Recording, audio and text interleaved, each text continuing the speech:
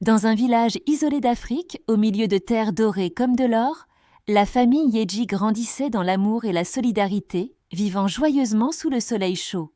Kwame, en tant que père fort et juste, était le pilier de sa famille, tandis qu'Abena, avec son cœur plein d'amour, offrait à ses enfants la sécurité d'une mère aimante. Nia, 5 ans, et Kojo, 8 ans, couraient librement dans le giron de la nature, rêvant le soir aux contes que leur racontait leur mère. Cependant, ces jours paisibles s'évanouissaient lentement sous l'ombre d'une menace sombre, approchante.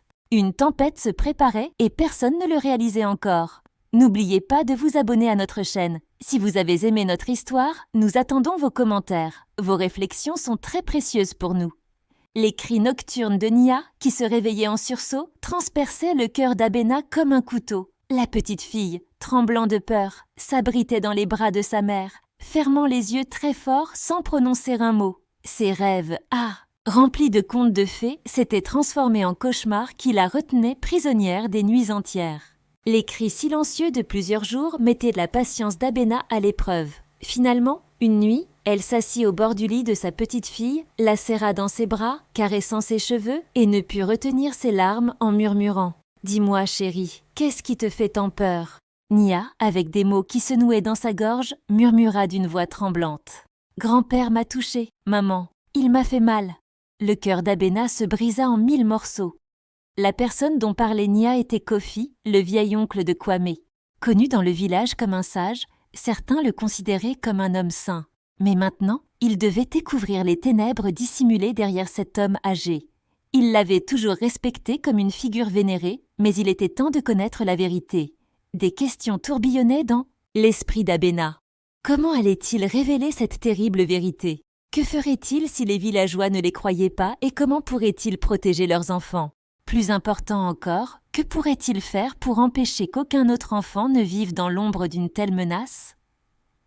Kofi occupait une position élevée dans le village. Il n'était pas seulement un vieil homme sage, c'était un homme qui connaissait les rituels les plus anciens du village, un homme qui avait transmis les traditions de génération en génération. Mais il y avait un côté sombre à sa sagesse.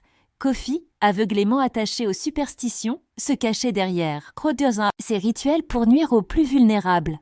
Il avait été une ombre murmurée en secret pendant des années, mais maintenant, cette ombre devait voir la lumière du jour. Alors qu'Abena racontait ces paroles à Kwame, le visage de son mari blêmit. La colère envahit tout son être. Et, qu'on insistera. Sa respiration s'accéléra. Serrant le poing, il s'écria « Ne m'arrête pas, Abena, je vais demander des comptes à cet homme. » Cependant, Abena, en lui tenant fermement le bras, plongea son regard dans le sien. « Kwame, nous devons réfléchir. La colère peut nous mener à notre perte. Si nous agissons sans preuve, les villageois pourraient ne pas nous croire. D'abord, nous devons rassembler des preuves, puis nous le ferons payer comme il le mérite, dit-elle. Kwame ressentit le poids des mots d'Abena et inspira profondément. Il était temps de planifier la justice.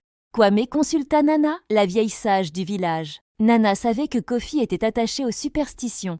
Je sais que certaines croyances prétendent que les corps innocents doivent être victimes de sacrifices, pour purifier l'âme.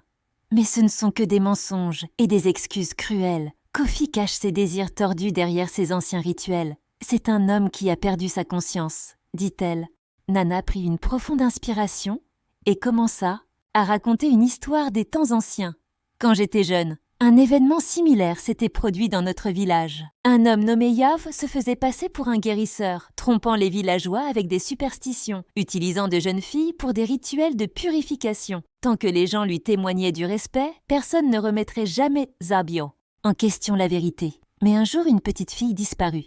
Sa mère, en cherchant son enfant toute la nuit, entendit des murmures venant de chez Yao et appela les autres villageois. Lorsque l'homme fut arrêté, la vérité éclata. Il essayait de dissimuler ses actes avec de la magie. Mais finalement, le peuple le jugea et l'expulsa du village. Voilà pourquoi des hommes comme Kofi tirent leur pouvoir du silence. Si nous ne brisons pas ce silence, ils continueront à grandir et à nuire aux innocents. Kwame écouta les paroles de Nana avec une profondeur de réflexion. L'histoire de Yao était un signe pour révéler les sombres intentions de Kofi. Nous ne pouvons pas être réduits au silence comme lui. Le temps est venu d'arrêter Kofi, déclara-t-il avec détermination dans ses yeux. Kwame était résolu. Il ne resterait plus inactif. Ils élaborèrent un plan détaillé pour capturer Kofi dans la nuit. D'abord, Abena et quelques femmes parlèrent aux autres femmes du village, partageant les événements survenus à leurs enfants et les convainquant de les soutenir dans cette lutte. Avec le soutien des femmes, un soulèvement silencieux commença dans le village. Ensuite, Kwame et les courageux hommes du village partirent discrètement pour encercler la maison de Kofi dans la nuit. Ils avancèrent tels des ombres dans l'obscurité, gardant le silence tout en attendant le moment approprié. À minuit, avec une colère venant du plus profond de leur cœur, ils approchèrent de la porte. Plus personne ne reculerait. Cette nuit-là, des cris silencieux seraient entendus, mais cette fois, la voix de la justice s'élèverait. Lorsqu'ils brisèrent la porte, Kofi trébucha en arrière, surpris. Ses yeux s'ouvrirent de peur. « Que faites-vous » cria-t-il, la voix tremblante. Puis d'un coup, il se redressa d'une manière menaçante. « Si vous m'arrêtez, vous serez maudits. La colère de nos ancêtres s'abattra sur vous » cria-t-il. Les villageois hésitèrent un instant à ces mots. Ils avaient été élevés avec des superstitions depuis leur enfance. Quelques-uns semblèrent vouloir reculer. Cependant, Abena, avançant en avant, hurla. « Assez ! Il a blessé nos enfants innocents. Nous ne pouvons pas céder à la peur. » En croyant à ces paroles, ce n'est rien d'autre qu'un démon caché derrière des superstitions. Kwame, voyant le courage d'Abena, se précipita avec détermination et frappa Kofi d'un coup puissant qui l'envoya au sol.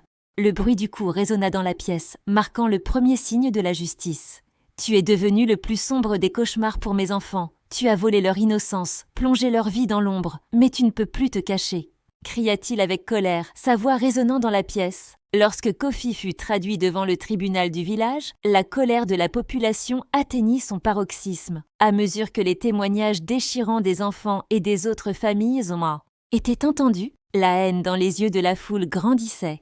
Les villageois comprirent enfin comment cet homme, autrefois respecté, était en réalité un monstre.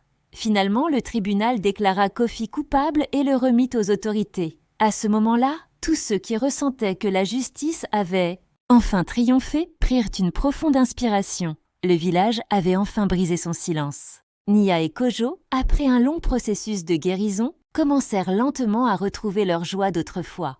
Bien que mettre de côté leur peur leur prenne du temps, l'amour et le soutien de leurs parents leur donnèrent la force de s'accrocher à la vie. Bien que Kwame et Abena portent le poids de la lutte qu'ils avaient menée, voir leurs enfants recommencer à sourire leur en donna la force. Ils pouvaient maintenant relever la tête et regarder le ciel avec espoir. Ce jour-là, la voix de la justice perça l'obscurité des superstitions qui avaient duré pendant des années et redonna à l'innocence la lumière. Et le ciel continua à répandre à jamais la lumière de la liberté et de l'espoir sur ce nouveau monde. Ce jour-là, la voix de la justice perça l'obscurité des superstitions qui avaient duré pendant des années et redonna à l'innocence la lumière.